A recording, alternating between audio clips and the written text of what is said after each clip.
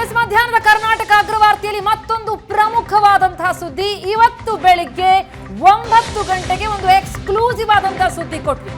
ಮಂಡ್ಯದ ಆಲೆ ಮನೆಯಲ್ಲಿ ನಡೀತಾ ಇದ್ದಂತಹ ಭ್ರೂಣ ಪತ್ತೆ ಕಾರ್ಯಕ್ಕೆ ಸಂಬಂಧಪಟ್ಟಂತೆ ಆ ನಟೋರಿಯಸ್ ಗ್ಯಾಂಗ್ ಹೇಗೆ ಕೆಲಸ ಮಾಡುತ್ತೆ ಅನ್ನೋದರ ಕುರಿತಾಗಿ ಒಂದು ರಹಸ್ಯ ಕಾರ್ಯಾಚರಣೆ ನಡೆಸಿದರ ಎಕ್ಸ್ಕ್ಲೂಸಿವ್ ಆದಂತಹ ಡೀಟೇಲ್ಸ್ ಅನ್ನ ನಿಮ್ಮೆದುರಿಗಿಟ್ವಿ.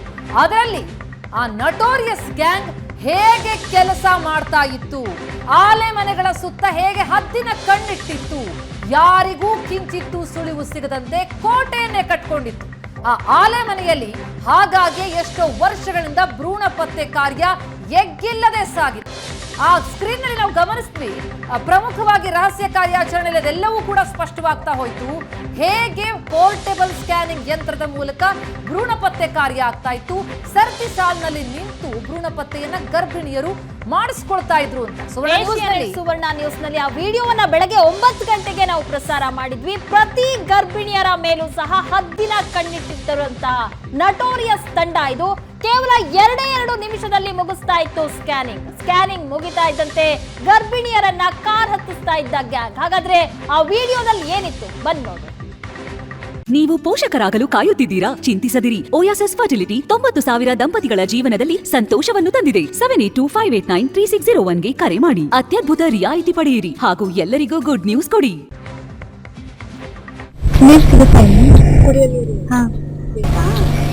ಖಾಲಿ ಆಗಿದೆ ಅದಕ್ಕೆ.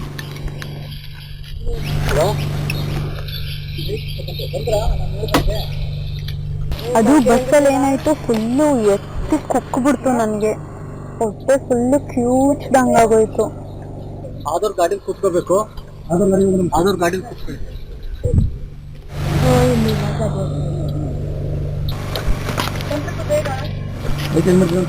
ಹೊರಡು.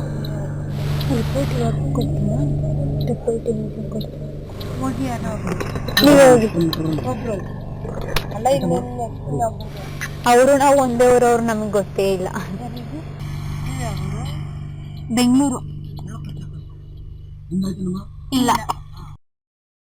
ನೀರು ಸಿಗುತ್ತಾ ಇಲ್ಲಿ? ಕುಡಿಯೋ ನೀರು. ಹಾ,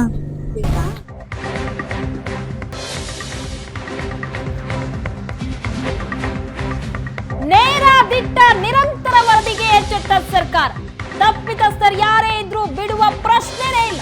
ಏಷ್ಯಾನೆಟ್ ಸುವರ್ಣ ನ್ಯೂಸ್ ವರದಿಗೆ ಸಿಎಂ ಸಿದ್ದರಾಮಯ್ಯ ಅವರು ಪ್ರತಿಕ್ರಿಯೆ ಕೊಟ್ಟಿದ್ದಾರೆ.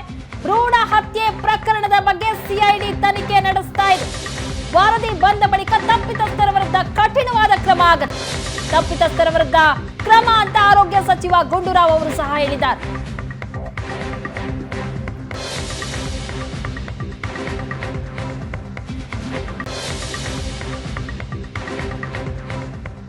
ಅದ್ರ ಬಗ್ಗೆ ಎಂಕ್ವೈರಿ ನಡೀತಾ ಇದೆ. ಎಂಕ್ವೈರಿ ಮಾಡಿಸ್ತೀವಿ. ಅದರ ಎಂಕ್ವೈರಿ ಆಗಿ ಸಿಐಡಿ ಎಂಕ್ವೈರಿ ನಡೀತಾ ಇದೆ. ಅದು ರಿಪೋರ್ಟ್ ಬಂದ ಮೇಲೆ ಯಾರು ತಪ್ಪಿತಸ್ಥರಿದ್ದಾರೆ, ಯಾರು ಜವಾಬ್ದಾರರಿದ್ದಾರೆ, ಯಾರು ಕಾರಣಕರ್ತರಿದ್ದಾರೆ, ಅವ್ರ ಮೇಲೆ ಕಠಿಣವಾದಂತ ಕ್ರಮ ತಗೋತೀವಿ. ಅದ್ರ ಬಗ್ಗೆ ಎಂಕ್ವೈರಿ ನಡೀತಾ ಇದೆ. ಎಂಕ್ವೈರಿ ಮಾಡಿಸ್ತೀವಿ. ಅದರ ಎಂಕ್ವೈರಿ ಆಗಿ ಸಿಐಡಿ ಎಂಕ್ವೈರಿ ನಡೀತಾ ಇದೆ. ಅದು ರಿಪೋರ್ಟ್ ಬಂದ ಮೇಲೆ ಯಾರು ತಪ್ಪಿತಸ್ಥರಿದ್ದಾರೆ, ಯಾರು ಜವಾಬ್ದಾರರಿದ್ದಾರೆ, ಯಾರು ಕಾರಣಕರ್ತರಿದ್ದಾರೆ, ಅವ್ರ ಮೇಲೆ ಕಠಿಣವಾದಂತ ಕ್ರಮ ತಗೋತೀವಿ. ಎಸ್, ಕಠಿಣವಾದಂತಹ ಕ್ರಮ ಆಗಲೇಬೇಕು. ಆಗಷ್ಟೇ ಇಂತಹ ಪಾಪಿ ಕೃತ್ಯದಲ್ಲಿ ಭಾಗಿಯಾಗೋರ ಸಂಖ್ಯೆಗಳು ಕಡಿಮೆಯಾಗತ್ತೆ ಅಂತ ಅನ್ಸುತ್ತೆ. ಒಂದು ಕಡೆ ಆ ಜಾಲ, ಮತ್ತೊಂದೆಡೆ ತಮ್ಮ ಭ್ರೂಣ ಪತ್ತೆ ಹತ್ಯೆಗೆ ಮುಂದಾಗ್ತಾರಲ್ಲ ಪೇರೆಂಟ್ಸ್, ಆ ಪೋಷಕರ ವಿರುದ್ಧ ಕೂಡ ಕ್ರಮ ಆಗಬೇಕಾಗತ್ತೆ. ಕ್ರಮ ಕಠಿಣ ಆಗುವಂತಹ ನಿಟ್ಟಿನಲ್ಲಿ ಹೆಜ್ಜೆ ಇಡೋದಕ್ಕೂ ಕೂಡ ಸರ್ಕಾರ ಮುಂದಾಗ್ತಾ ಇದೆ. ಅದು ಸ್ವಾಗತಾರ್ಹ. ಆದಷ್ಟು ಬೇಗ ಆಗ್ಲಿ ಅನ್ನುವಂಥದ್ದು ನಮ್ಮ ಕಳಕಳಿ.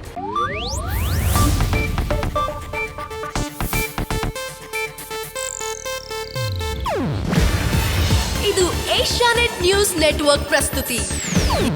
ನೀವು ನೋಡ್ತಿದ್ದೀರಾ ಏಷ್ಯಾನೆಟ್ ಸುವರ್ಣ ನ್ಯೂಸ್.